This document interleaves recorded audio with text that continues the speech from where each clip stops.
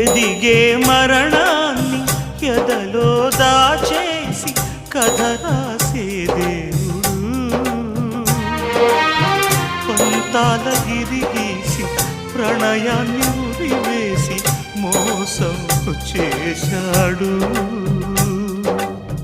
రాగాల వెన్నెల్ని రాహువుతో చంపి చీకటి మిగిలించితే ఆ వేకువలా మళ్ళీ రేకులు వెదజల్లే రవియే పుడతాడులే. ఆ దీపంలో